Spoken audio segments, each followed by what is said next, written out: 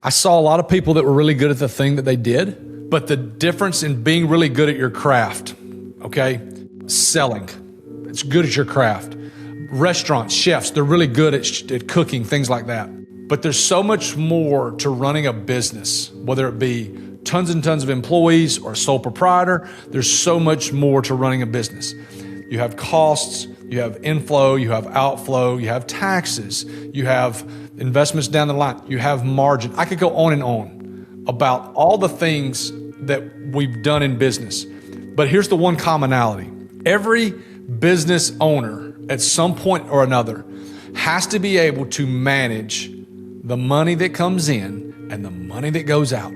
Okay, you have to know where it's going at all times. And so as a business owner, you have to be aware, keenly aware of all of those things on top of the craft that you're using to make money. There's guys out there that run landscaping businesses. They're wonderful at that thing. But being able to manage A, employees, and B, the finances and the money, the inflows and the outflows is a really, really difficult thing. I agree. I totally agree with you. You don't get teach that in school, right? Or you never learn about that unless you go the extra mile and see it by yourself. What makes you say that the system is broken? Because I see it in my business and I saw it in other people's businesses, like the first 3 or 4 years I was a business owner, I doubled in revenue, but there was no more money available than there was in year 2 than there was in year 5. We go double year 1, double year 2, double year 3, get to year 4, we don't quite double, but we're close. And I'm sitting there going, where's all the deadgum money? You know what I'm saying? So I started to see, okay, where's the hole here? Well, what happens is a buddy of mine, Jeremy Simmons, a great friend of mine, he's grew multiple businesses.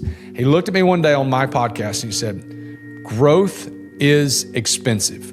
And if you can't manage that expense and be able to look and say, okay, is this a good spend on our dollar?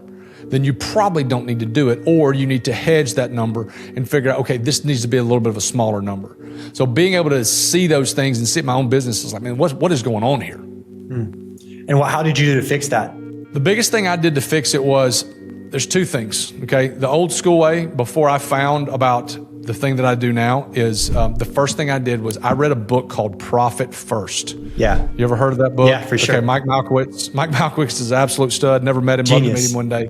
Yeah. He's a genius guy. And so I started doing that process where every time, every week or every month, whatever your flow system is, I would allocate the gross income into different accounts, different accounts at the bank.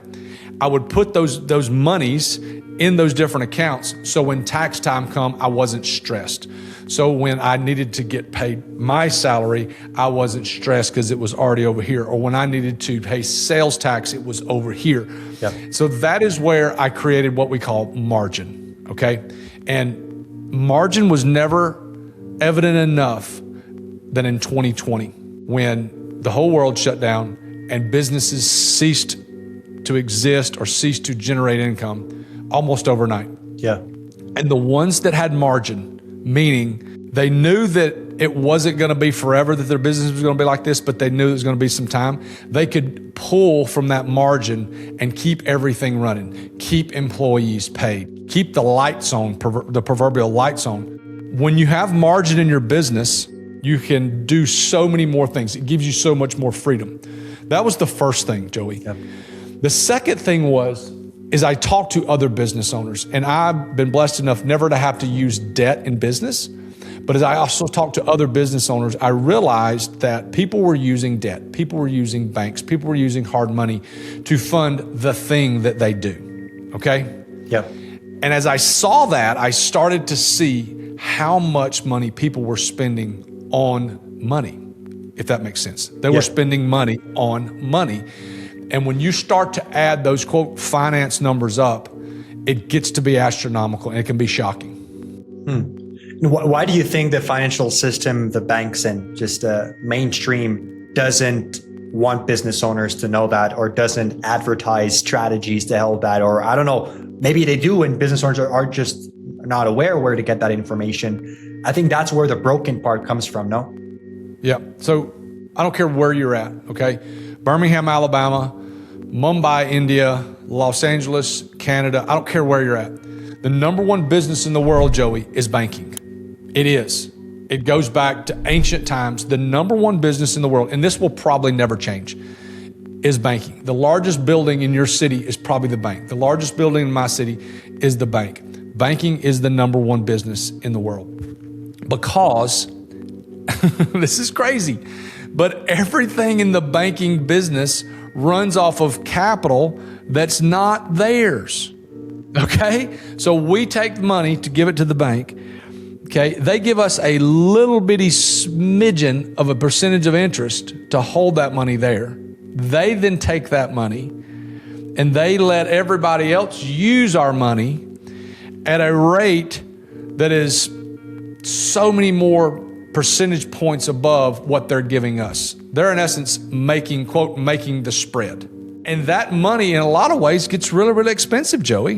And so this banking function, God, these guys are killing it. They make a lot of money. But the solution was for me, and what made the light bulb go off was, okay, my mentor sat down with me and he said, hey, Thomas, I want you to continue to do what you're doing.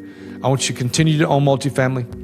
I want you to continue to own these businesses. I want you to continue to do hard money lending, but also be in the banking industry. I was like, dude, what are you talking about? So that's when I was introduced to infinite banking and how I can create a bank inside my own system that I can benefit from. So here's what's crazy. No lie. 2 minutes before you called, one of my best friends called and said, what are you using for business capital? And I said, what are you talking about? He has to buy something for his business. I said, well, the number one thing I'm going to use is my infinite banking account. He goes, yeah, okay, that's what I thought. The question is always comes up because people want to continue to grow their businesses, whether it be to spend more money on ads in a financial service business or to have more equipment in a landscaping business or a restaurant, whatever the thing is, people are always going to need more capital. But being able to use your own capital in your own banking system is a life-changing thing, especially from the financial standpoint. Huh.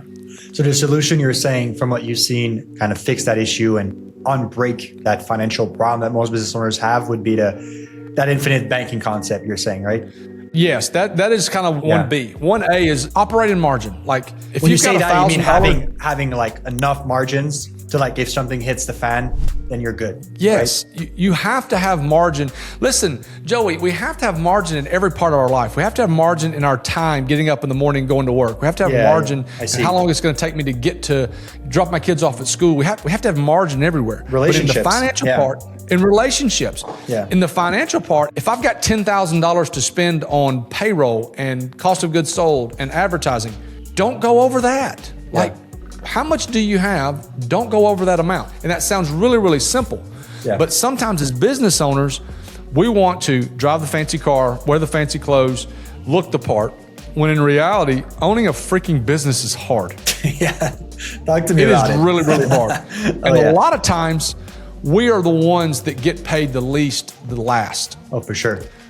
In order to get that flywheel going. Now, once the flywheel is going, then that's a different story. But for the first however many months or years, bro, it's not easy. And you got to create margin when you're small, because when you can create margin when you're small, it doesn't seem like it's adding up. But as I grow, that margin continues to grow and it grows with you. And when you do, you have more capital that you can do more things with. Yeah. Yeah, and especially today where things are moving extra faster than it has ever been with AI and everything. Like, who knows where we're going to be in 5 years? Like, if your business is even going to be relevant in 5 years, if you don't have margins for that, like, I don't know if you heard about that new Cloud bot, or it's like this new thing that you just buy a Mac Mini and then you put in place like an AI, and it's like an assistant that runs your old computer. You give them access to your WhatsApp, your email, your Google Drive, and they do whatever you want them to do. Like, there's obviously a lot of flaws right now, so it's not fully done. But like, we're in 2026, so 2027, 2028, 2030, like, where are we going to be? If you don't have margins for that, no doubt. for sure. Yep. So margins 1A, and second would be the infinite banking concept you're saying, right? Yeah, IBC has changed our life from a financial standpoint, just simply because we take back the banking function in our life.